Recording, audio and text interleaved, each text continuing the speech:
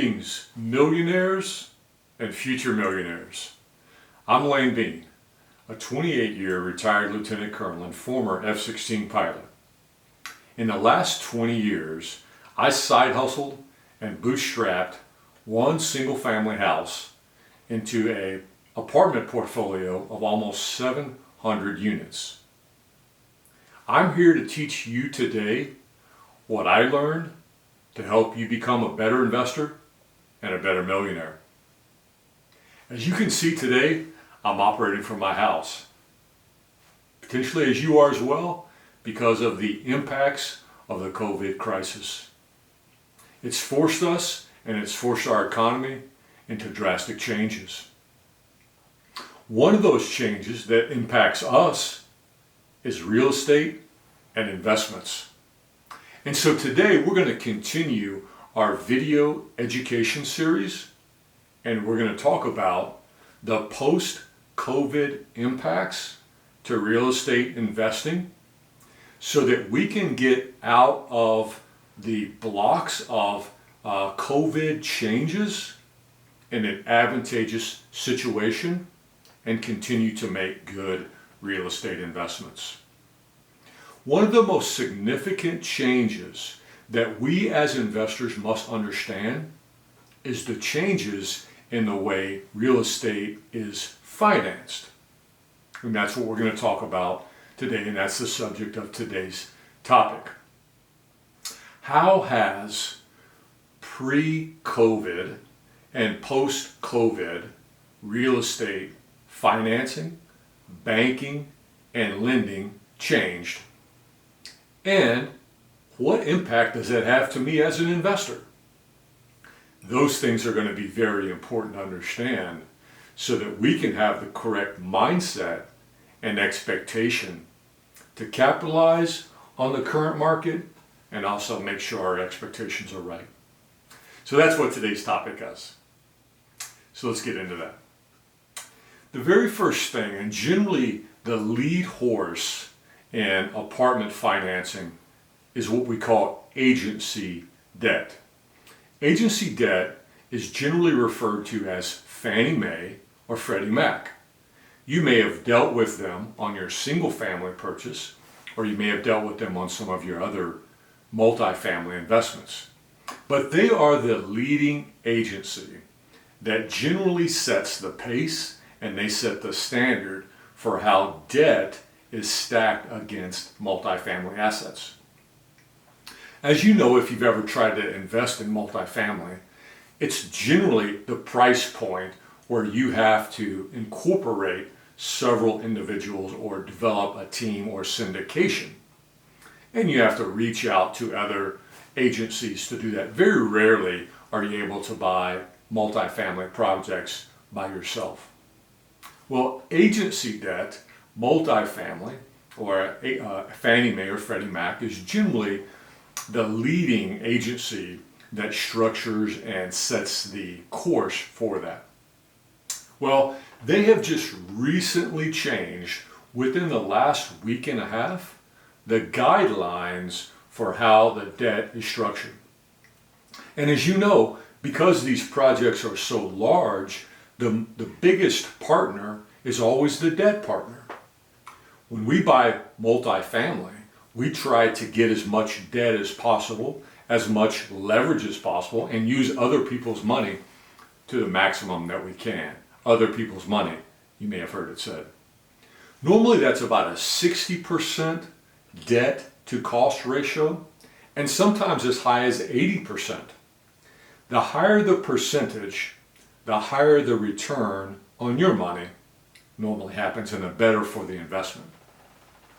However, because of the risk factor and because of what's happened recently with the number of unemployed individuals seeking unemployment and the number of people who no longer can afford their monthly mortgage or their monthly rents, well, that impacts the landlord. The landlord is not able to pay the bank, and the bank is not able to pay Fannie Mae or Freddie Mac. And so as a result of that, they have put and changed the financial requirements and increased the requirements, making it more difficult. Here's what they've done. For the most part, they've tiered the debt structures. And they said, if you want to have an 80% loan to value, we're going to call that a tier 2. A 65% loan to value would be tier 3, and less than that would be tier 4. So they have a 2-tier, 3-tier, and 4-tier system. Most people want to get as much debt as possible, so they're going to be in the tier 2 system. But if you have a tier 2 loan, what Fannie Mae and Freddie Mac have done is they have increased the amount of money you as an investor have to bring to the closing. And now you have to have either 12 months or 18 months of principal and interest payments up front. What would that mean to you? If you were going to buy a $1 million apartment complex, which would generally be anywhere from 12 to 15 units, so kind of a smaller apartment, you would have to have either 12 or 18 months of prepaid principal and interest. And that would almost be $75,000 in addition to the amount of money you would normally have to have. You would put that into a set-aside bank account that Fannie Mae or Freddie Mac could draw from. That's one of the requirements that they've made. That's for the tier 2. If you're tier 2, that requirement reduces to 6 months. Tier 4, 3 months. The tier 4 is if you have a loan to value ratio less than 55%. That means for every $100 of purchase price, you would get a $55 loan. You would cover 45. If you're underneath that 55%, then those restrictions don't apply, and it's back to the general guidelines. So that is how Fannie Mae and Freddie Mac have insulated themselves from future COVID or future health issues and given themselves a little bit more padding. Okay, Fannie Mae and Freddie Mac aren't the only lending agencies. There's others. Your local bank oftentimes lends on real estate. There's private debt, and there's other sources that you can fund debt as well.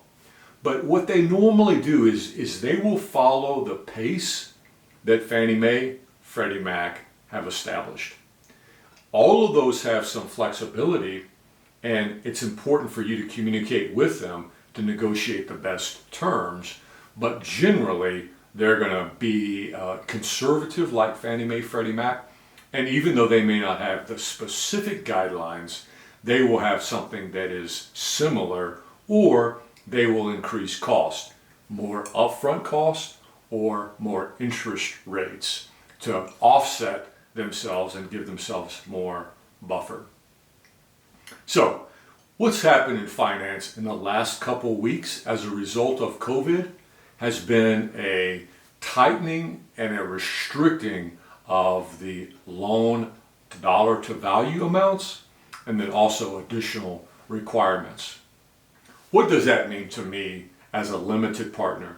Or what does that mean to me as a sponsor of an investment or in a real estate opportunity? Well, it means that now I have to bring additional money into this investment as a sponsor. I have to raise more money so that I can fund these escrow accounts. And as a limited partner, that means that the amount of money you'll have to contribute going toward purchase price is going to be higher. That will drive the returns down. It will drive the equity up.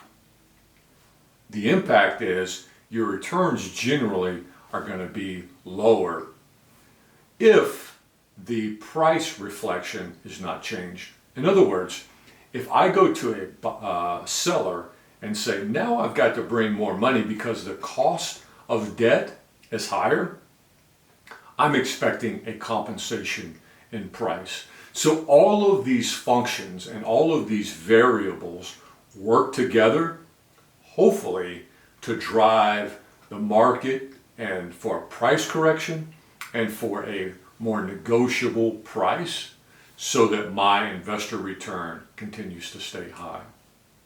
Anyway, some of these ideas of finance and the effects of that have not yet manifested in the marketplace because in the last month, there's been very few properties that have exchanged hands, very few sales, very few buys. And so we really haven't got a very telltale sign on how that's going to impact us.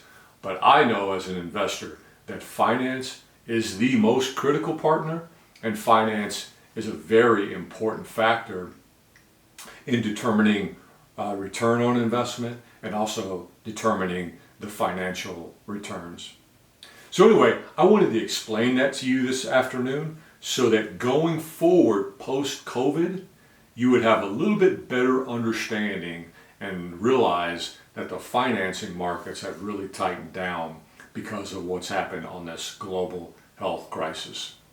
I'm bringing this to you today so that you can become a better investor, and now you can use that to become a better millionaire. I'm Lane Bean. I hope you subscribe so that you can become a better millionaire. Thank you for listening.